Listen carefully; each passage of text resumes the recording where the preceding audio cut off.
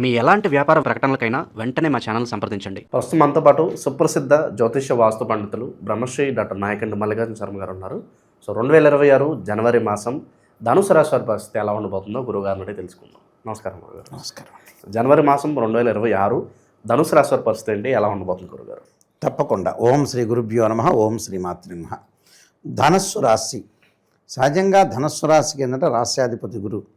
అంటే ఎన్నో ధనుర్బాణాలు వేసైనా సరే ఆ పని చేయాలి, శక్తియుక్తుల్ని కాపాడుకోవాలి, ఎలా అయినా సరే పై మెట్టుకు సాధించాలని ధనస్సు మీనరాశుల వాళ్ళ యొక్క ఆలోచనలు అలా ఉంటాయి. అంటే మీనరాశికి కూడా అధిపతి గురువే. అంటే ఎట్టి పరిస్థితిలో జీవితాన్ని మహేష్ బాబు సినిమాలో అన్నట్టుగా కుర్చీ మడత పెట్టి కొడతాం అన్నట్టుగా అలా ఖచ్చితంగా సాధించాలని కొంతమందిలో పట్టుదల బాగా ఎక్కువ ఉంటుంది. అంటే అది విజయం సాధించే వరకు వాళ్ళు నిద్రపోరు. సరే, మంచి యాంబిషన్ అది. ఏదైతే ఒక ఎయిమ్, ఒక గోలు, ఒక యాంబిషన్ అనేది ఏదైతే ఉంటుందో అది చేసుకోవటంలో తప్పు లేదు. ఏదో ఒకటి ఒక విజయాన్ని సాధించాలంటే ఏమిటంటే అది చిన్న వయసు దగ్గర నుంచి కూడా కొంతమందికి వస్తూ ఉంటుంది. అది ఏదో ఉంటుంది, తర్వాత మళ్ళీ మారిపోతుంటారు. అంటే చిన్న వయసులో ఒక అబ్బాయిని మనం అడిగామనుకుంటు, ఉదాహరణకి నువ్వు డాక్టర్ అవుతావు, ఇంజనీర్ అవుతావు, పోలీస్ డిపార్ట్మెంట్ లెక్చరర్ అవుతావు అంటే మళ్ళీ వయసు పెరిగే కొద్దల్లో వాళ్ళలో మార్పులు వస్తూ ఉంటాయి. అంటే లక్ష్యం మారిపోతుంటుంది. అలాంటి వ్యవహారాలు చాలామంది ఉంటుంది. ఎగ్జాంపుల్, మా ఇంట్లోనే మన తెలంగాణ ఎక్సైజ్ మినిస్టర్ జూపల్లి కృష్ణారావు గారు మా అబ్బాయిని అడిగారు, ఏం చదువుతున్నా అన్న అని. అనగానే పోలీస్ డిపార్ట్మెంట్ అన్నాడు. ఇప్పుడు మా వాడు 10th క్లాస్కి వచ్చి మారిపోయింది, మళ్ళీ ఆ డిపార్ట్మెంట్ కాదు, వేరేది. రకరకాల మార్పులు ఉంటాయి. అలాగా మనిషి యొక్క మార్పులు సహజంగా జరుగుతూ ఉంటాయి నిజం చెప్పాలంటే. అయితే ఇప్పుడు అడిగినది, ఇప్పుడు ఎవరైతే మనం అబ్బాయిని అడుగుతామో అడిగిన తర్వాత పెద్దవాళ్ళైనా 40 ఏళ్ళకోసారి, 30 ఏళ్ళు, 20 ఏళ్ళు కొన్ని మార్పులు జరుగుతుంటాయి. మన ఇంట్లో మన పిల్లల్నే చిన్నప్పుడు ఒక రకంగా అనుకుంటారు, తర్వాత మళ్ళీ మారిపోతారు. 25 ఏళ్ళకి మారుతారు, 30 ఏళ్ళకి మారుతాడు. ఇదే జూపల్లి కృష్ణారావు గారు మినిస్టర్ గారు మా అబ్బాయిని అడిగినప్పుడు, ఆ మినిస్టర్ గారు మంచి క్లోజ్లేండి, అయితే మా నాన్నగారే గురువు గారు ఆయనకి. అయితే అలా మార్పులు జరుగుతుంటాయి. కొన్ని మార్పులు జరుగుతున్నప్పుడు ఎలా ఉంటుందనంటే, మా ఫ్యామిలీ కుటుంబంలో ఉండే మంత్రి గారులేండి, అంటే మా ఇంట్లో మా మెంబర్ అనుకుంటాం ఆయన సార్ని. అయితే మార్పు జరుగుతుంటుంది జీవితంలో. ధనుసు రాశి వాళ్ళకు కూడా బాగా ఎక్కువ మార్పులు జరుగుతుంటుంటాయి. అంటే ఒక రోజు ఉన్నది ఇంకో రోజు, ఇంకో రోజు ఉన్నది ఇంకో రోజు చేంజెస్ అవుతుంటుంది. కానీ లక్ష్యం మటుకు ఒకటిగానే ఉంటారు దిశలో. అంటే నేను ఏదో విజయాన్ని సాధించాలి, లైఫ్లో ముందుకు వెళ్ళాలి అనే పాయింట్ ఆలోచన చేసే వ్యక్తులు చాలామంది ఉంటారు ఇందులో. అయితే మంచి రాశి ధనుసు రాశి అంటే 10 మందిలో 6, 7 లక్ష్యాన్ని చేదుకునే వాళ్ళే ఎక్కువ మంది ఉంటారు. విద్య బాగా వస్తుంది, తెలివితేటలు బాగా వస్తాయి, బ్రెయిన్ మెచ్యూరిటీ వాల్యూస్ బాగా పెరుగుతుంది, మంచి జాబులు, ఉద్యోగాలు, మంచి వ్యాపారాలు, డెవలప్మెంట్స్ ఎక్కువ ఉంటాయి. అయితే ధనుసు రాశి వాళ్ళకి ఏ విధంగా ఉండబోతుంది అంటే, ఈ నెలలో చాతుర్గ్రహ కూటమి ధనుసు రాశిలో ఏర్పడింది, అలానే మకర రాశిలో ఏర్పడింది. అదే విశేషం ఇక్కడ. అయితే ఈ మిథున రాశిలో గురువు వక్రగతిలో ఉండటం, మీనరాశిలో శని ఉండటం, అలానే రాహుకేతువులు కుంభసింహరాశిలో సంచారం చేయడం జరుగుతుంది. మరి ఈ ధనుసు రాశి వాళ్ళకి ఎలా ఉండబోతుందంటే, రాస్యాధిపతి గురువు సప్తమంలో ఉండి వక్రస్థితిలో ఉండటం వల్ల ఆర్థిక పరంగా డబ్బులు ఖర్చు అయ్యే సూచనలు ఉంటాయి. సరే, ఒక గ్రహాన్ని మనం అనాలిసిస్ చేయటం కుదరదు నిజం చెప్పాలంటే. ఒక గ్రహం బాగలేదు అని అంటే ఇంకో గ్రహం బాగుండొచ్చు, దాన్ని లెవెల్ చేయొచ్చు. అదే గోచారం అంటారు. బర్త్ చార్ట్కి ట్రాన్సిట్ సిస్టానికి లాట్ ఆఫ్ డిఫరెన్స్ ఉంటుంది. యాక్చువల్గా చెప్పదలుచుకుంటే వీక్షకులందరూ వినాలి. ఎంతకీ వాళ్ళు ధనుస్సు రాశి వాళ్ళకి నాయకంటి గారు చెప్పారు, ఇలా అదృష్టం పట్టబోతుంది అనగానే హైదరాబాద్లో ఉండే 5 లక్షల మంది, గుంటూరులో ఉండే 3 లక్షల మంది భావించొద్దండి. ఇది ఎంతో కృషి చేస్తే ఆవగిందంత అదృష్టం ఉండాలంటారు చూశారు సామెతలో. ఆవగిందంత అదృష్టమే గోచారం ఇక్కడ, అది గోచారం అంటారు. అందువల్ల బర్త్ చార్ట్కి దానికి తేడా ఉంటుంది. ఇక్కడ ధనుస్సు రాశి వాళ్ళకు వచ్చేటప్పటికల్లా ప్రధానంగా గురువు బాగలేకపోయినా శుక్రగ్రహం అనేది అనుకూలంగా ఉంది.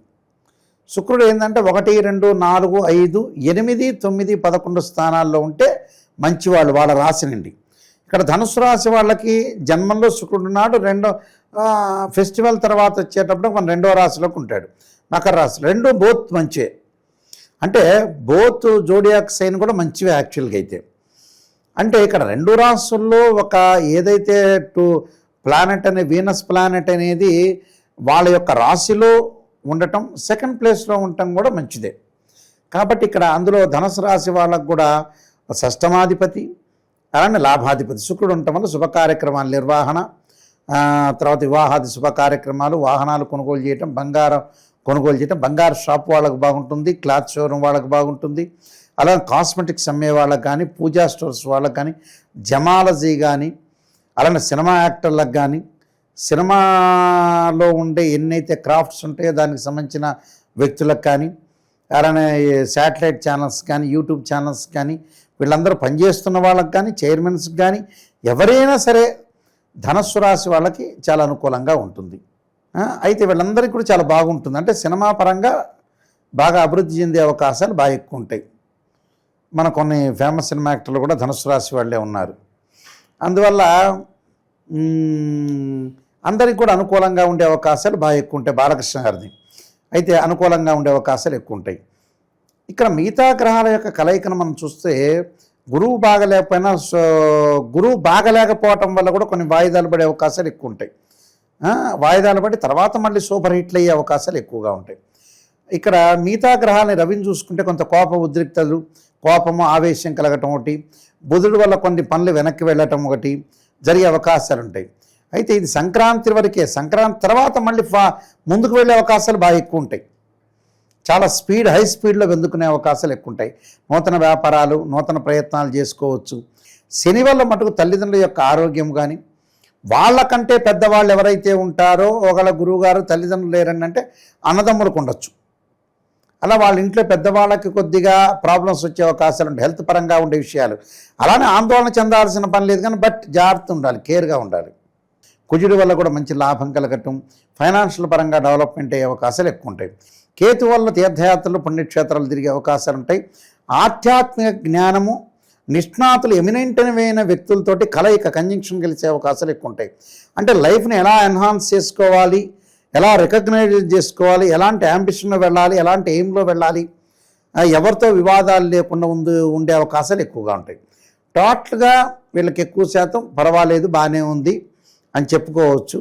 అయితే కొన్ని గ్రహాలు బాగలేకపోవటం, కొన్ని గ్రహాలు బాగుండటం, మిక్స్డ్ రిజల్ట్స్ వచ్చే అవకాశాలు ఎక్కువ ఉంటాయి. అందువల్ల కొన్ని పరిహారాలు చేసుకుని ముందుకు వెళ్ళాలి. రాహు యొక్క ప్రభావంలో విదేశాల్లో ఉండటం, ఆ దేశం యొక్క పౌరసత్వం లభించే అవకాశాలు ఎక్కువ ఉంటాయి. గ్రీన్ కార్డు హోల్డర్స్ అంటారు, అంటే మన దేశంలో ఉండే రేషన్ కార్డు వాళ్ళ దేశంలో గ్రీన్ కార్డు హోల్డర్స్ అంటారు. మొన్న మధ్యన మన రేవంత్ రెడ్డి గారు రేషన్ కార్డులు ఇచ్చారు.